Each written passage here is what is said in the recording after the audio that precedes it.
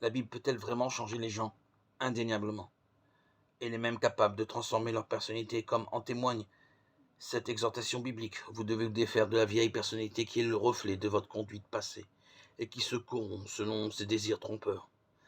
Mais vous devez être renouvelé dans la force qui incline votre esprit et revêtir la personnalité nouvelle qui a été créée selon la volonté de Dieu dans une justice et une fidélité vraie. Éphésiens 4, 22-24. Est-il réellement possible de revêtir une nouvelle personnalité? Sans aucun doute. À vrai dire, certains ont parfois dû opérer des changements spectaculaires pour devenir chrétiens. 1 Corinthiens 6, 9, 11. Par exemple, en Amérique du Sud, un garçon s'était retrouvé orphelin à l'âge de 9 ans, privé de la direction de ses parents. Il avait pris en grandissant des habitudes déplorables. Il raconte: à 18 ans, j'étais devenu complètement dépendant à la drogue. Et comme je volais pour satisfaire mon vice, j'avais déjà fait de la prison. Ce jeune homme avait cependant une tante témoin que le Seigneur Jésus-Christ avait fait pour elle et pour toute sa famille. Et elle proposa sa possibilité de lui offrir son aide.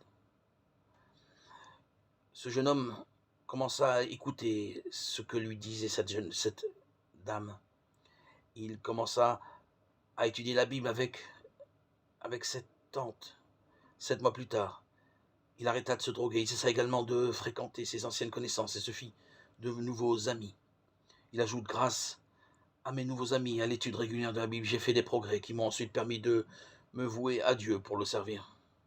Ce jeune homme, autrefois toxicomane et voleur, est devenu un chrétien zélé.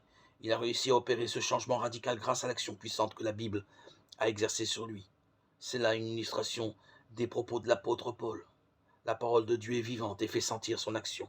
Hébreux 4, 12.